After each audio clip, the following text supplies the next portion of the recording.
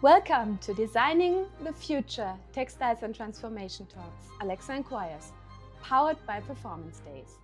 Today, I'm delighted to speak with Pascale Moreau, one of the European leading experts in public affairs concerning the textile sector and a passionate advocate for sustainability. Welcome, Pascale. Hey, Alexa. Thank you for having me today. Pascale, I'm actually so grateful to have met you at the Do Lectures in Wales this summer. There was such a great connection from the very first moment, and you have such a deep knowledge and you appreciate good discussion. That was wonderful. So, let me tell the audience about you. With over 16 years of experience across the industry, such as textiles, healthcare, and information technology, Pascale has built a reputation for bridging corporate interests and environmental goals. And as the founder and managing director of Ohana Public Affairs, a boutique consultancy based in Brussels, Pascale helps businesses navigate complex European Union regulations and develop long-term sustainability strategies. Her work is rooted in collaboration, transparency, and a deep commitment to driving meaningful change within the textile industry. So, what will we talk about today? Today, we'll explore how companies can effectively adapt to evolving EU regulations and leverage AI for sustainability transformation, engage consumers, and inspire future responsible leadership, all while driving long-term collaborative change. Before I start the questions, Pascale, I would like that you introduce yourself briefly. Thank you. Thank you so much, Alexa, and for the very kind words when you're kind of put the scene together. So I'm French, as you can hear, and very much into EU public affairs and sustainability. And I'm very much looking forward to unpack all the challenges and opportunities when it comes to our sector, the textile sector, and EU policy making. So, the first question I would like to ask you is, of course, about the EU. So, the challenges and the adaptation navigating EU sustainability regulations. So, as the founder of Ohana Public Affairs, you've been instrumental helping companies align with evolving EU sustainability regulations. So, my question is, or my beg is, could you share the most significant challenges companies face in adapting to these regulations, particularly within the textile industry, and how they can effectively navigate these challenges? Yeah, sure. Happy to do so. Maybe before diving into the challenges right away, I want to set a context to those that are not savvy in EU public affairs and policies. There have been in 2019 a push from the EU institution to drive sustainability, mainly environmental issues, through what we call the Green Deal. And that was like a massive change of rules of the game, let's say, when it comes to environmental and social aspects. And it was even more important for our industry, the textile industry, because we were identified as the core industry to change because it was the last industry not regulated on sustainability. So you can imagine it's like a lot of people are defining it as a tsunami or an avalanche, just to give you the amount of legislation that the industry has to face. So one of the challenges actually, and I divide it into, let's say, three key pillars of challenges, is just the amount of legislation that you have to understand, because it's on environmental aspects, it's on transparency, so how to communicate to consumers, it's at product level, company level, it's also on social level. So as a company, you will have to understand what is happening, what are the legislation, the interlinkages between the legislation, and also you have quite strict deadlines to comply with, and they're quite short, but the legislation is not finalized yet. So it can be overwhelming and stressing for companies learning that. The second pillar, I would say, is awareness raising. So big companies or companies that have as brands and retailers that are in the EU active through industry association or have the money to be active in Brussels, they know what is happening. When it comes to more smaller organizations such as SMEs or companies such as suppliers or fabric designers, and let's say US or Australian brands and retailers, it's a bit more complicated to have the information and so to raise awareness internally and to get ready. So that, I would say, is another challenge. And the third one is compliance, obviously.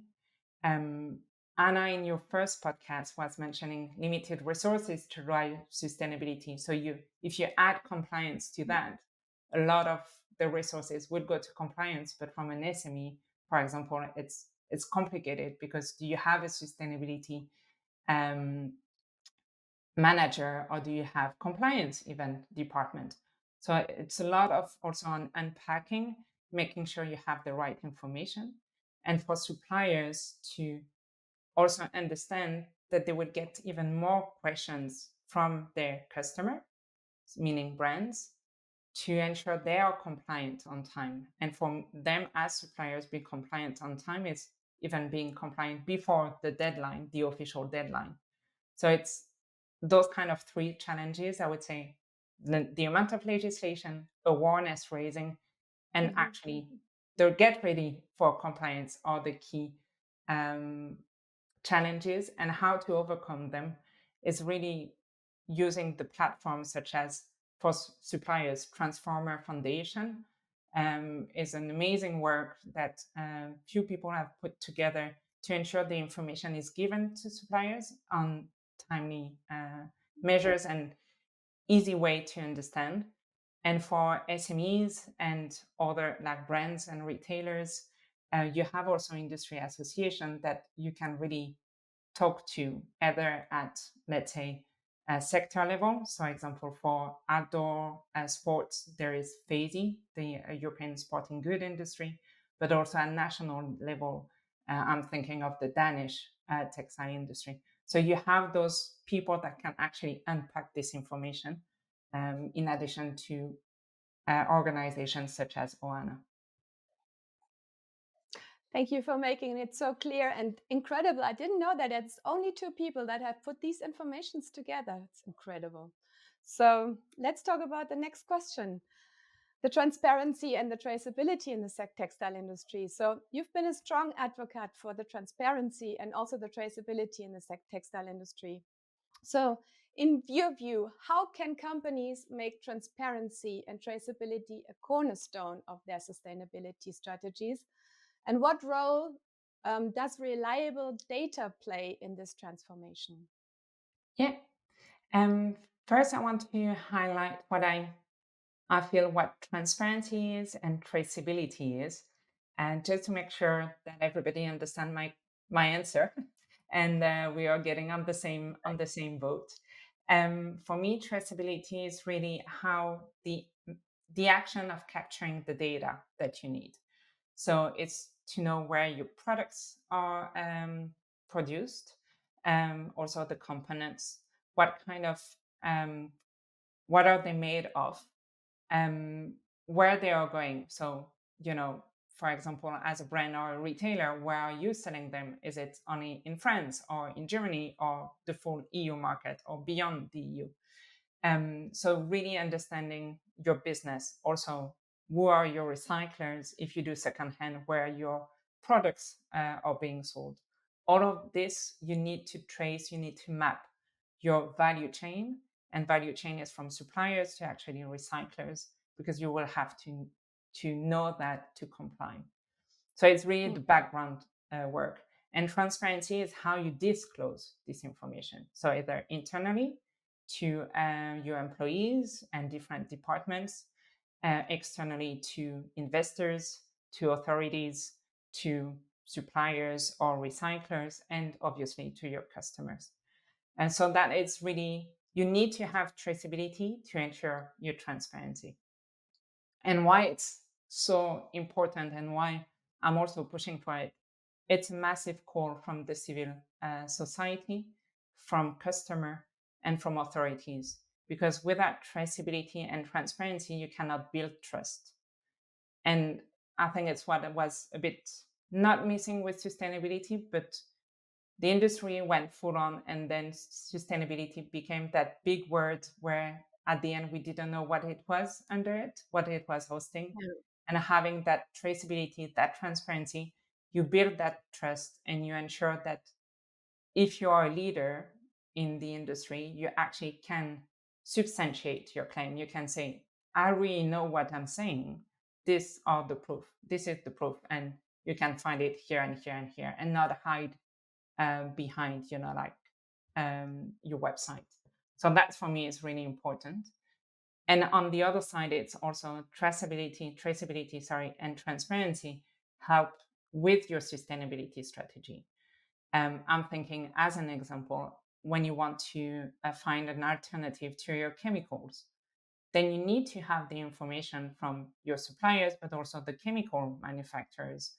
What kind of chemicals are used in dyeing, in the manufacturing processes? So then you can, and what are the properties?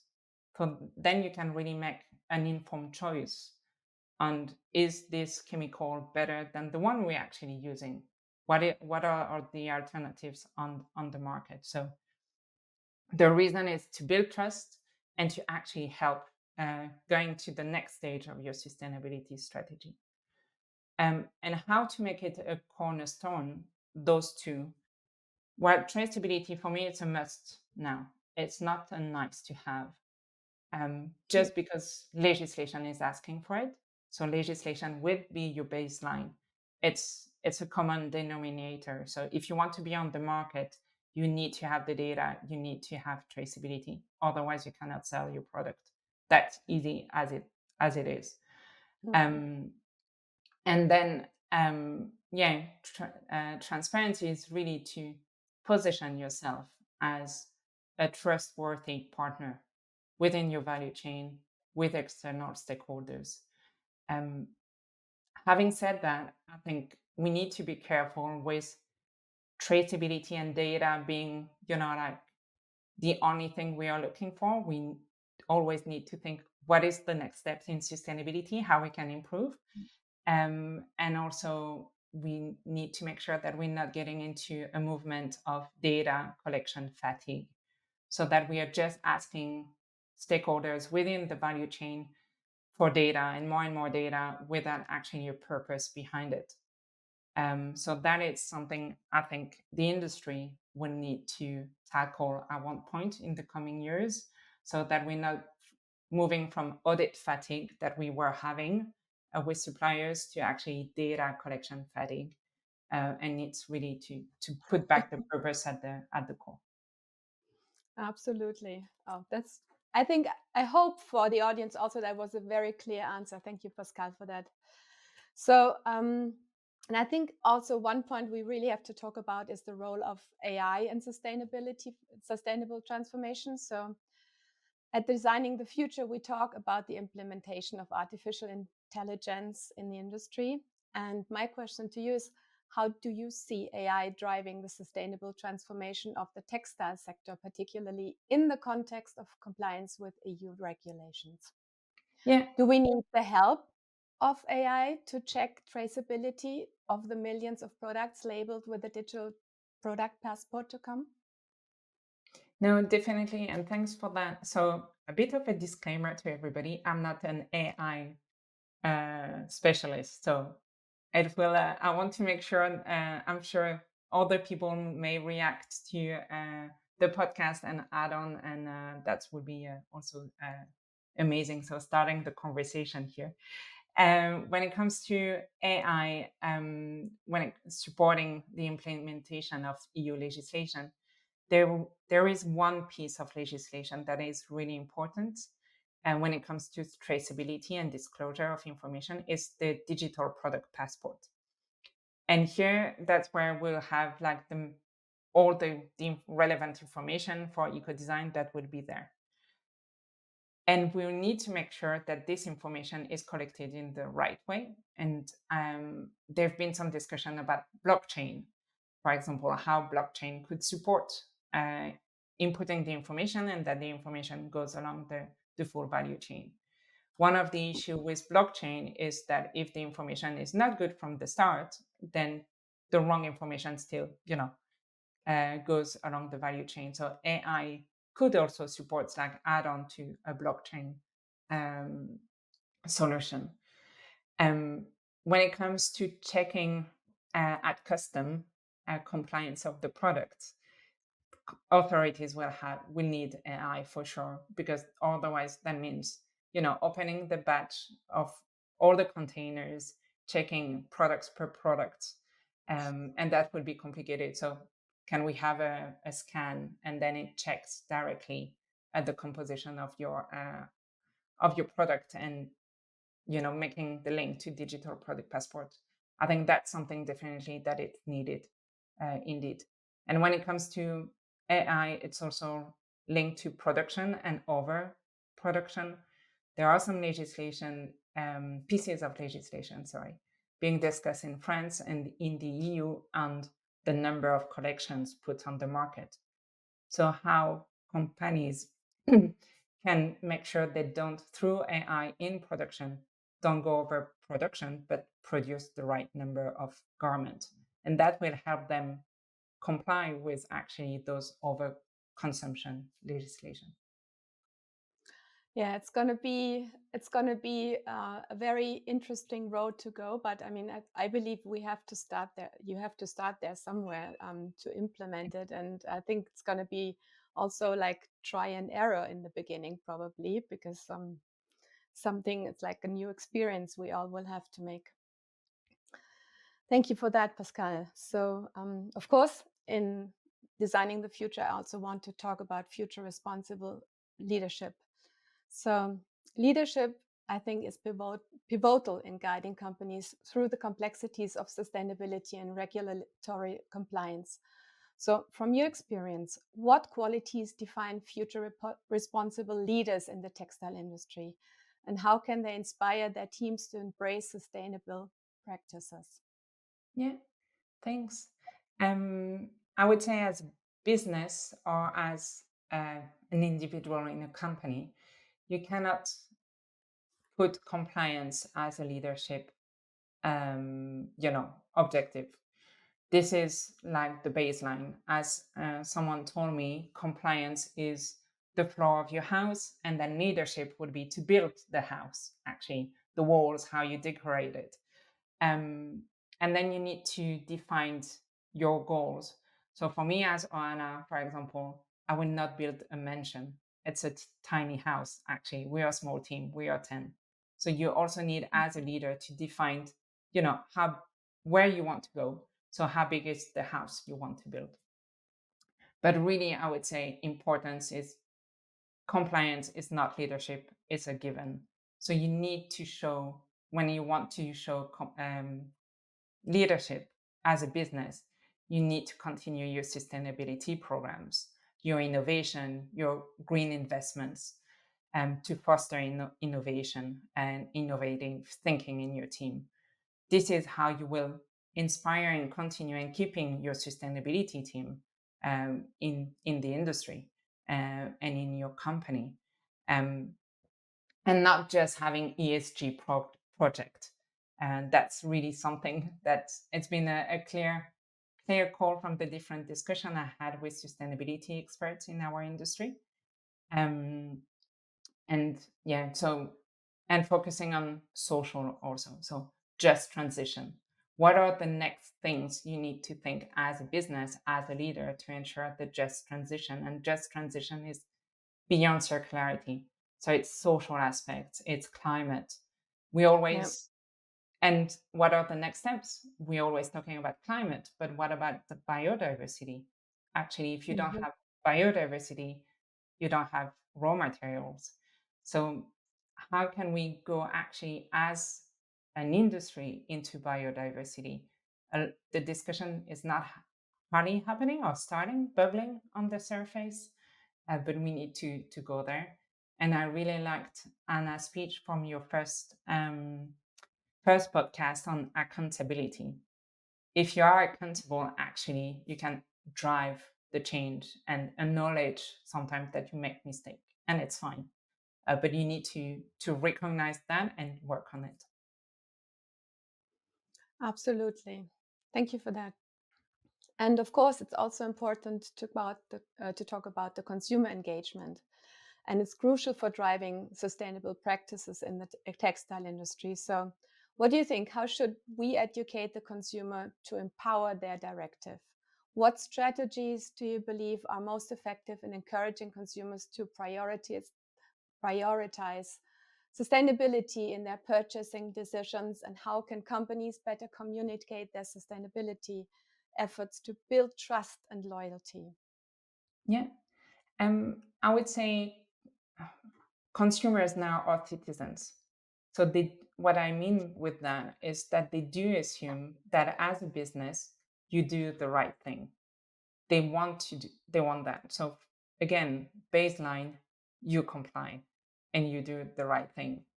So then how to communicate to consumer that maybe this dress that I'm wearing today is better made than another dress. Don't sugarcoat. Your marketing team will always want to go for bigger claims. Don't do that. Like always bring sustainability team to check what is actually being said on the brochure, on the website, and also have legal, because now actually from an EU legislation, you have two pieces of, well, one is in development, but one is active, and to make sure that you substantiate all your claims. You cannot make claims nowadays without having the arguments next to it. So that is really, really important. And that, again, will build trust with your consumer. Mm. So I would say substantiate the information, don't sugarcoat it, bring the right people to look at it. And one of the issues that maybe it's a bit more complicated with at the moment for businesses is how to provide the right level of information, whereas some consumers will just look at the first label, but then others who are really into sustainability want to dig into it. There have been some tests by the industry few years ago, sorry, not weeks, on how to provide the information through layers of information. So you have the first label, and then you could like do a QR code or a link, and then the consumer would go to a second layer with a bit more information. And for those geeks like you and I, Alexa, that really want to know everything, then there would be a third layer with results of tests, more information on factories and all of those kind of things. And that really assess and address the level of interest from different consumers. And I think that's where we'll have to go, because consumers are asking for more information and not believe you because of you, like you're nice and pretty and have a nice website. So my question is to that one. I mean, first time I heard about like a QR code in labels was from a Swedish company that were providing it, because they said, for example, in Sweden, when you go to the supermarket, you just put the QR code in your phone and you can see where the banana is from that you're buying. You can see where it was planted, how it grew up, and how it came to your supermarket. So do you think the digital product passport will assure the same option for a piece of clothing I'm buying in the shop? That's exactly what the objective is. And also, the French government is working on a piece of legislation, the EcoScore, and that is also going into that direction. So, where it's been produced, and even the French are discussing a different almost a different layer, is like where the raw material has been produced, where it's been assembled, and then like really all the big steps of the production of the garment. So that could go into those kind of details. There is one piece that the EU authority are really careful in some ways, is how to ensure that this level of information is still available to people that do not have smartphones. So Hmm. there is a discussion on how much information you still have on paper, and how much Mhm. information you can go through, like digital. So there are some discussion on, ensuring the baseline for textile products, and that will be discussed under the textile um, labeling regulation. And here, for example, that would be composition, made in, and care label. Those are the kind of like must provide on paper or on label. I believe that's still important to do so. Yeah, very good. Yeah. So let's go to a driving change question that I'm highly interested in. So your work emphasizes collaboration with a broad range of stakeholders to drive long-term sustainability. So how can businesses, policymakers, and NGOs work together more effectively to achieve substantial progress in the textile industry's transition from ecosystem to ecosystem? That's a really good one. I love the ego system to ecosystem. I would love to have the like full on answer to that one. Um, I think if you want to change really an industry, you have to go through collaboration. It's a no brainer. You need everybody around the table. What I would love to have is from policymakers, because you highlighted few stakeholders in your question. For EU policymakers, not to think, like it's going to be easy from the EU to impose the legislation to other countries. You need to bring the other countries with you from the get-go, from the start. We see Mm. pushback, for example, on deforestation legislation at the moment. Will we face the same pushback from production countries? Also, production countries might need to adjust the pieces of their own legislation, national legislation, to support their suppliers where where the factories are. So really ensuring from the get-go that you are talking to those people because they need to know in advance. Um, and when it comes to consultations, we need to make sure that actually suppliers have the voice. And that was a bit missing in the first like consultation rounds on legislation, that the suppliers, non-EU suppliers, were not that much involved because they didn't have the like they didn't know about it and they didn't have the resources. But how can we make sure as big brands, big retailers provide the right information at the right time to the suppliers and not coming like this is how it works now, this is what you need to deliver, but really bringing that awareness raising, rooted in reality, so that we actually work together and achieve the goals together. And so it's a lot of systematic change actually that we need at the moment when it comes to EU legislation and driving the change through legislation. Well, it's going to be also a journey. Yeah. Yes. Oh, yeah. Thank you. So, and last but not least, here's my legacy questions to you. As a leader in sustainability and public affairs, what legacy do you hope to leave within the textile industry and beyond? How do you envision your work influencing future generations of leaders and businesses committed to sustainability? Yeah, it's funny because I don't see myself as a leader. I have other people that I looked up to. So it's really nice to hear that people are thinking I'm a leader. So thanks for that. Um, I think it's the legacy that I would like to have is really rooted also in the name of our company. So Ohana means really something in Hawaiian culture that when you're part of Ohana, which is a social support system, being your family, your friends, work, you actually have to take care of this ecosystem and you have a responsibility towards it. So for me, it was really important to pick a name that meant something and reflected the values that we have. Sorry. and that we work towards a better future, but together. So, as industry, civil society, and policymakers. What I would love as a leader right now is that we think beyond business, our own money. Sharing information, sharing the knowledge for free or like in a common, easy way is what we try to do as Ohana with the blog. Mm-hmm. Unpacking complicated information so people that don't have the resources, don't have the money to go into Brussels, understand what is happening in our industry.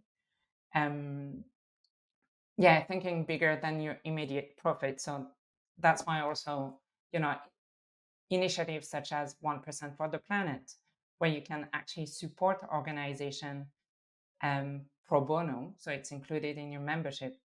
You make sure voices are heard, and it's what we are doing as Ohana with Protect Our Winter Europe. It's an NGO on climate, and that's really something we need to think beyond just getting the money. We need to think of fostering the voices of people that actually have something to say, but maybe don't have the money to, achieve or what the others want to do. Um, and I would say listen to others, new people, your team. I really like working with my team because they actually have other ideas.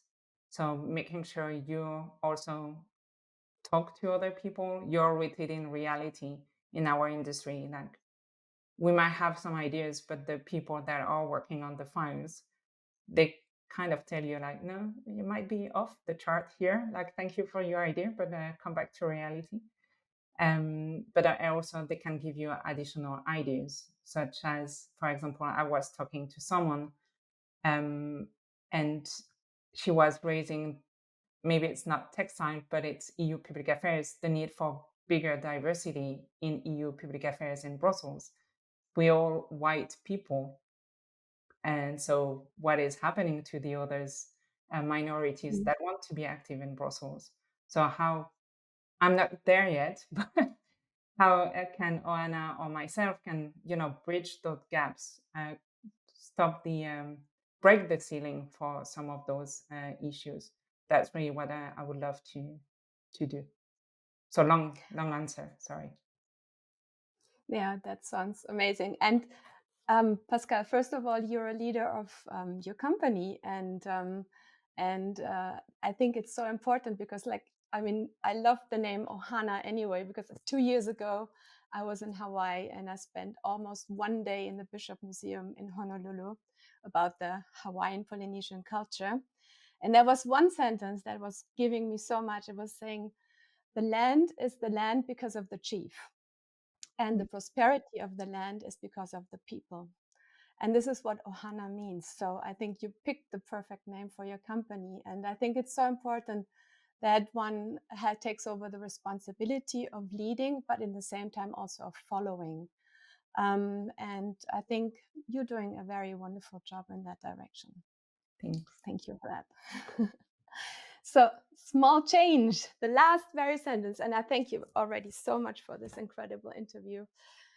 So much richer today. And of course, I want to tackle you with something because I would love to make you part of this. And it's last but not least. So I would love to encourage to a small sustainability commitment at the end of this interview.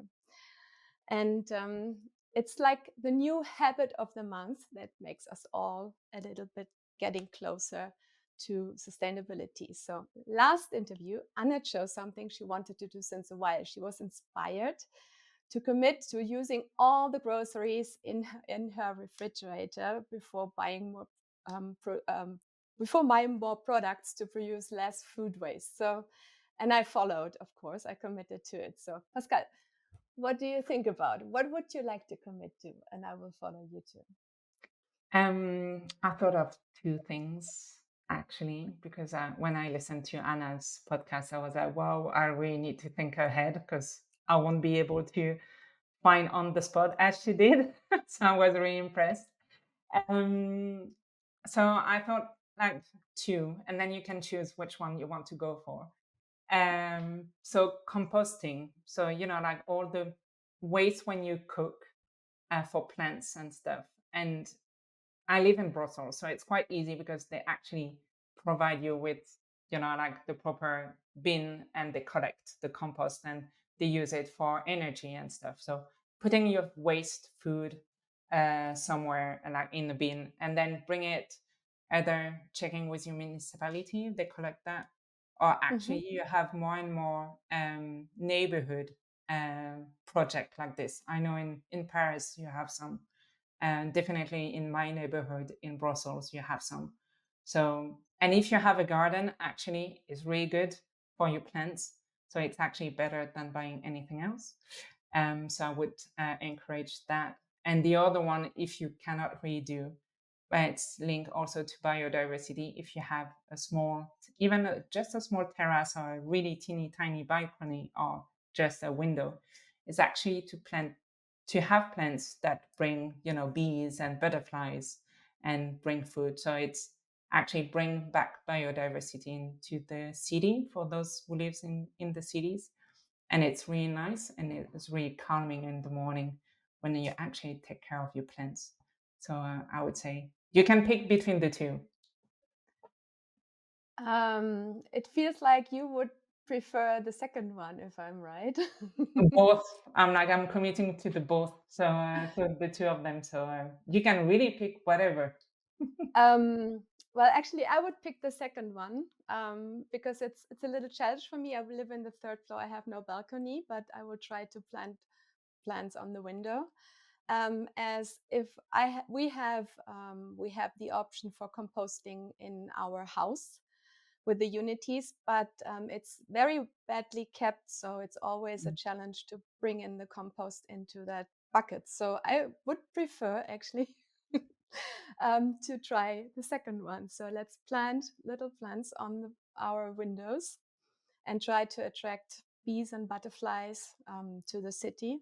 And of course, for everyone living in the countryside, it's also a little pleasure to add more biodiversity to your gardens if you haven't already done so. Thank you, Pascale, from my heart. It was Thank you such so a much. beautiful interview, and I'm very much looking forward to discuss with you in person very soon. And I wish you a very, very good start back in Brussels next week. Okay, thank you so much. Thank you so much, Alexa. Lovely to talk to you again. As we reflect on today's conversation, Pascale shared some interesting insights about the challenges we are facing with our adaptation to the evolving EU sustainability regulations.